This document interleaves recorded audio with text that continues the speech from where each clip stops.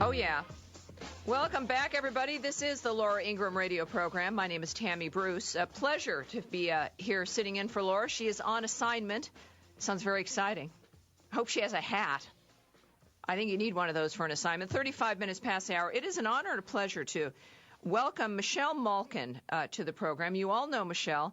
Michelle is a warrior and an advocate and has been for years for all of us. Now, a few of us have the pleasure of knowing Michelle personally, having met her on a few occasions. But overall, Michelle Malkin advocates for pretty much strangers, all the rest of America, and we benefit from her work and have for years. And now I'm having her on this program because besides the fact that over at michellemalkin.com you continue to be informed about the issues of the day, Michelle now has a personal situation where she needs some warriors on her side. And we're going to be talking about that now. Marizela is her cousin, has been missing in the Seattle area now for, I think, 11 or 12 days. Michelle Malkin, welcome to the Laura Ingraham Show. I appreciate you coming on today. Tammy, I appreciate you having me. You've been such a wonderful friend and help and support online and trying to spread the word about my cousin's disappearance. And it's been hard. It's one of those things that you can never prepare for, but it does reinforce just how important family is, friendship is, faith is. All of those things have been bolstered over the last almost 12 days now by the outpouring of support that we've gotten, not only online from friends like you and on the air, and the opportunity to do this and talk about it is just a real blessing, but also from complete strangers. I was in Seattle over the weekend. We did ground searches all around the University District and the greater Seattle area. People came out in the pouring rain to help us look for her, and it does reaffirm the goodness that is out there in this country.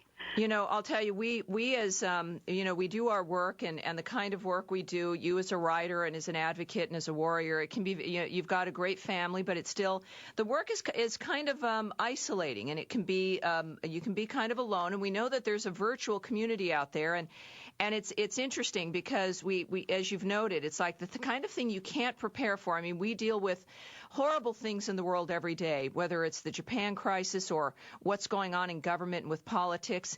And then you turn around and this kind of shocking event happens. Now, Marizela is your cousin. She's a University of Washington student. And it was a week ago Saturday. Is that right? When did she go missing? And what exactly is the situation here for those who might not be familiar with what's been happening with her? Sure, Tammy. Marizela Perez is 18 years old. She's a freshman at the University of Washington.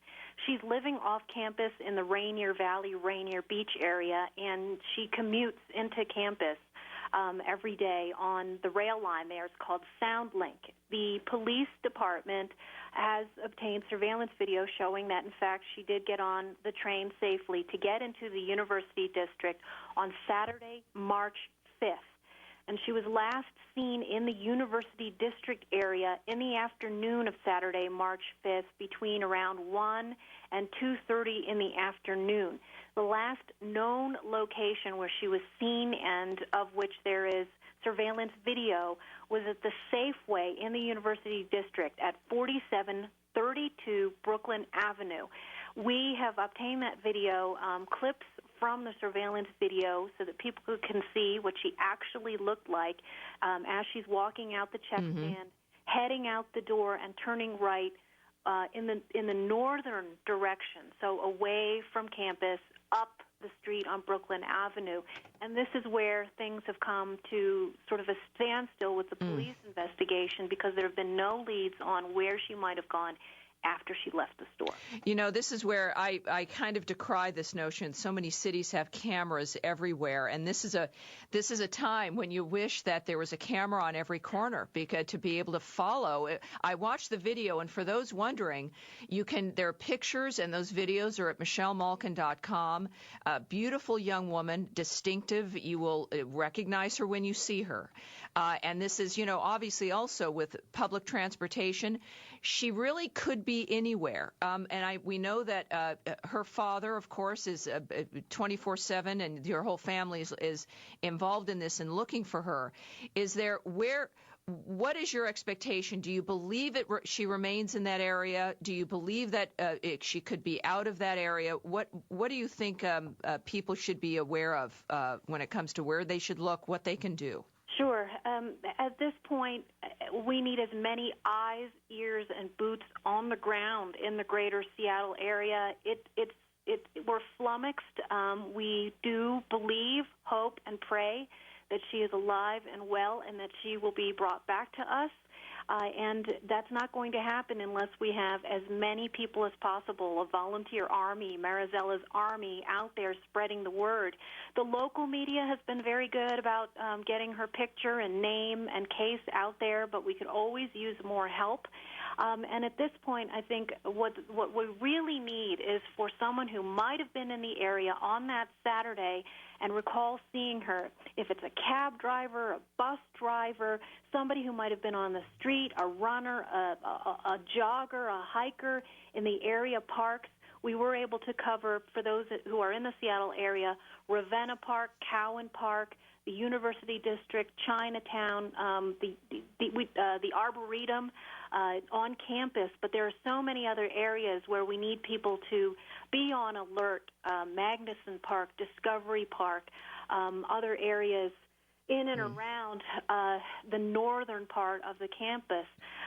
But in a way, we need people to look everywhere, and we don't know if she might have traveled or if she might have been taken against her will. We just have no clue at this point, and that's why it's important to get the videos out. Particularly, we also have set up. A friend of mine has set up a standalone website for the family for all of the latest updates and the missing persons flyer. And what's that address? What's that? Yeah. As Joe Biden would say, what is that website number for people? Right, it's www.findmarizela FindMarizela.com.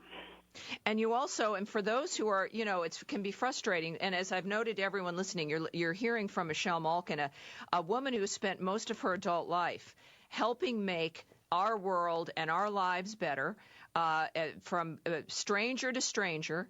And suddenly now, Michelle needs our help. And this is the time to recognize and embrace the fact that while we may be a virtual family or a media family, bottom line is we are only going to be able to get through things like this together. And this is an opportunity to help make a huge difference. For those who, Michelle Malkin, are out of the area, there is now also a fundraising mechanism because the family is spending all of their time. This costs money.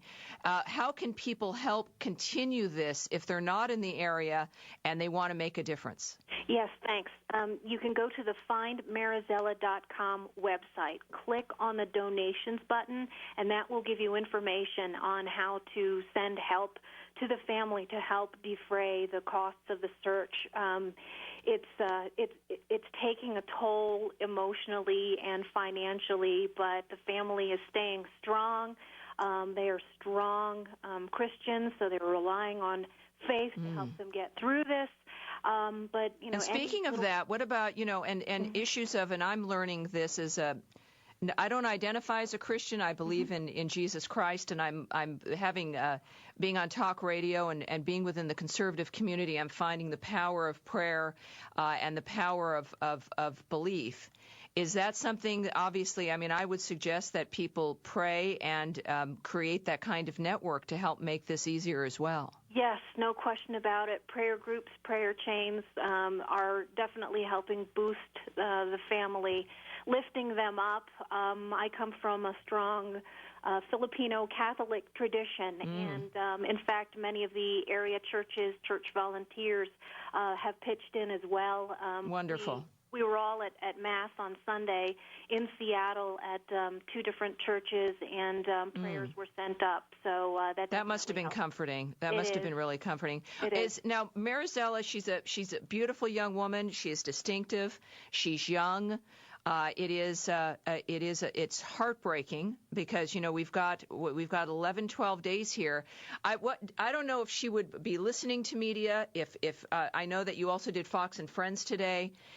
There's a point where also if she were making a choice to be away, it would be also a distressing dynamic and not a framework. It's a framework, I think we could say, if a young woman like that makes this kind of choice, it is still a requirement of rescue in this kind of a sense, whether we're dealing with abduction or if she is just personally in trouble.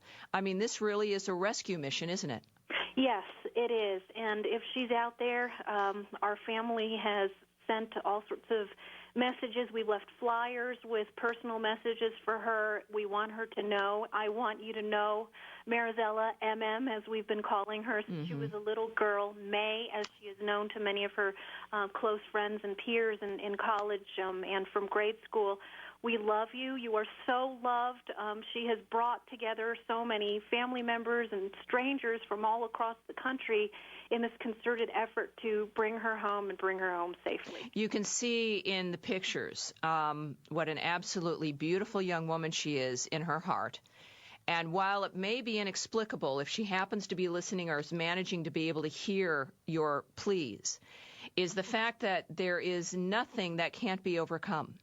And that everything can be changed, and the world is an extraordinarily beautiful place. And she clearly has. We know women do go missing a lot. I mean, this is a horrible world when it comes to safety for women and issues of violence and also sometimes despair. But the bottom line is she has a remarkable support system that is very, very different and that not everyone has. And that this is, if we can help one woman with all of our experiences as women, for those of you as Christians, Marizela can be that person. I mean, clearly, it is an extraordinary situation. So not just for all of you listening, certainly for Michelle Malkin, who is, you must consider Michelle a personal friend of yours, all the millions of people who've been affected by your work, Michelle, but also for this young woman and the lives that will be impacted for the rest of her life as she grows older and becomes an extraordinary woman. This has got to be a real mission for us. And I know what this must be doing to you. We do our work because we're emotional and we care, and we just don't expect this to happen in our own family, do we? No, we don't. And it's given me an extra sense of compassion and understanding for all the other families out there who are going through something similar and who may not have as much access that I've been blessed with to get the message out. It's the proverbial every parent's worst nightmare, and it's the mother of two children myself. I can feel, but I cannot fully fathom what Marizela's parents are going through right now.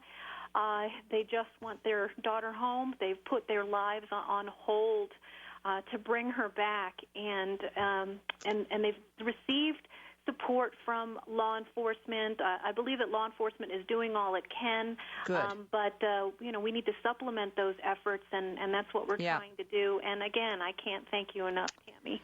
Well, Michelle Malkin, thank you. We'll keep the word going. We do have to go to a break now. Good luck, and our prayers are with you, and our prayers are with Marizela. Again, findmarizela.com. I'll be moving this throughout the rest of the show as well. Michelle Malkin, thank you, and we'll talk to you again soon. Thanks a lot, Tammy.